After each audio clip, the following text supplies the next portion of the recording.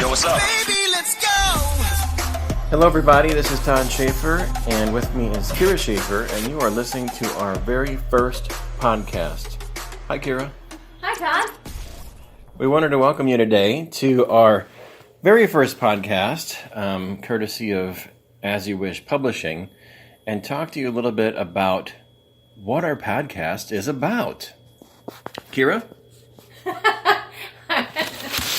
Our podcast is about, well, it's a lot of things. It's about living holistically. It's about learning how to manage your time better. It's about being great business owners. It's about accepting more love in your life. It's a hodgepodge, really, of all different types of things. And we interview our authors on here who have published with us in our compilation books, and they share their wisdom that they share in their writing on the podcast. So it's like a holistic hodgepodge, or a grassroots hodgepodge of a lot of different topics that we value, that we care about, and that our listeners care about. Yes. I like that. Yeah. So, So we could essentially talk about just about anything. I like that. So what would you like to talk about in this first podcast?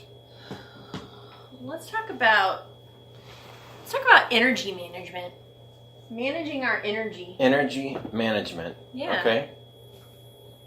Yeah, because I know when I'm doing a book launch, which I'm in the middle of doing right now, I find that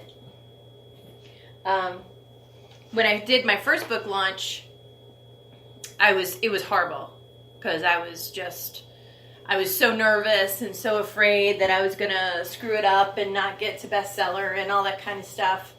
And I was also out of town at the same time, and I thought that was going to be a fun thing, to do, to be out of town. But it actually ended up being a really bad thing, and I just didn't realize the scope. And now I've learned how to manage my energy better and have more awareness of taking care of myself. So I bet our listeners have had difficulty in taking care of themselves with getting too busy for things. What do you think, Todd?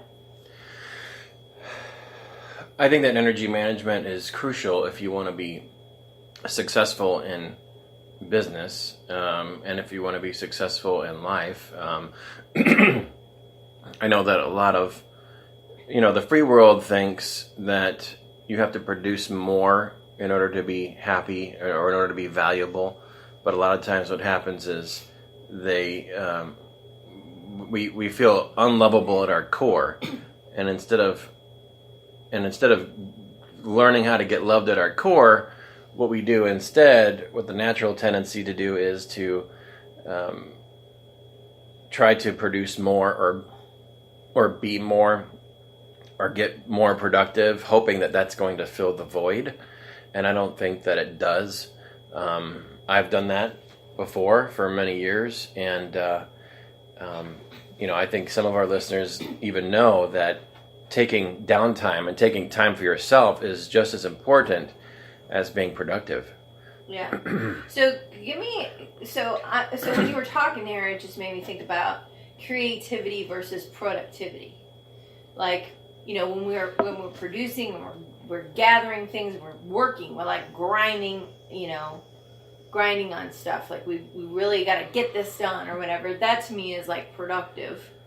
And then creative, though, like I could be in a creative state and get a billion things done and feel like I haven't worked at all. Have you experienced that? For sure. I mean, you could be creative and productive. Productive might mean crossing things off on your list that you decided were important things to get done. That could be productive. Creative, I've been told, is it's not really something you control. Mm-hmm. It's just allowing what's already there. Mm. So if you're allowing what's already there, that stream of creativity is going all the time. It's just a matter of, are we tapping into it or not? So I think when we get some of our, excuse me, if we get some of our energy management in order, and our downtime and our balance, we can quiet ourselves and allow that creativity to come in, and then we can be even more productive from that space than if we were, say, completely overwhelmed and stressed trying to be productive, but really just a little bit of quiet time could have allowed some creativity to come in, which would have helped us come up with a better idea for being productive. So it's almost like that energy management allows us to foster the allowing of creativity, which in turn causes us to be more productive on more than just a mental scale. Mm-hmm. Mm-hmm. I think that's absolutely right. My biggest problem is, for sure, sometimes I'll get into my creativity and I'll be feeling really good about it, and then all of a sudden I'm starting to go into, well, it would be accuracy, but more like, becoming more perfectionistic with something that I'm doing, and I just have to stop and step back. My biggest issue is that I won't stop and step back. I'll just keep on going, and then my energy will start to drop because now I've started this project that I have to complete. And what do you say to somebody who, gets really super focused, and it's important for them to step away? How would you suggest somebody step away from something if they're really, really stuck on, do they just say like, stop, let's just walk away? Well, if you're really stuck on something, the best way to stop is to, if you're really engaged in something that's creating a lot of imbalance, the first thing to do, I think, is to recognize that you need to step away and have balance. If you don't recognize that you're getting too involved and too overstressed, then there's no incentive to step away.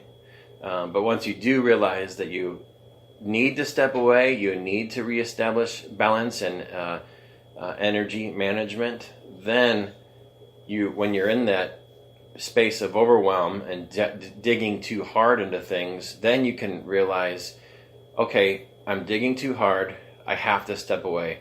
And I think the best thing to do is to literally step away, to move away from the computer, close the computer, change the scenery, go do something else, and your ego mind is going to be screaming at you to get that thing done, or to say that last thing or whatever it is, but that's just the thing that's seducing you to stay in it. And it doesn't need to be that way. So even stepping away for 5 minutes is helpful. Even if you have a tight deadline, you can just come back with a little bit fresher mind. Take a coffee break or a water break or a walk outside. If you can take more than 5 minutes, then take it. If you can do 30 minutes, do it. If you can put it off till later in the day or the next day, then do it. As long as you do get it done, if it's important, of course. But yeah, literally changing the scenery, I think, is the best thing to do, especially when you're super duper hardcore engaged and overwhelmed and stressed, which is different from being very creatively engaged and feeling great about it, and you're just transcending productivity in that creative space. Right. That's a very different feeling. It's like getting energized versus getting drained. And so, yeah, those are really good tips. I like that. Mm-hmm. Mm-hmm. Energy management. Well, that puts us at 9.5 minutes. Did you want to wrap up for like a 10-minute? Did you want to put a just put closing? plug? I think if we recap here, it's just recognizing the difference between being creative versus being productive, in the mental sense, productive. And then, what to do. Just a quick thing you can do is just walk away, take a walk around the block, walk around the building. If you're getting too much into that overwhelm, take a moment of quiet, and try to clear your thoughts as much as possible, or let the thoughts just like really run through fast. Don't hold on to any of them, or don't chew on any of them. Just let them all out. Like you're kind of like detoxing your brain, and then just recognize when you're getting drained versus when you're getting filled up. And if you're in that creative mode, do your best to stay there. But as soon as it starts to dwindle, go ahead and step away. That's what I heard from us today. Yeah.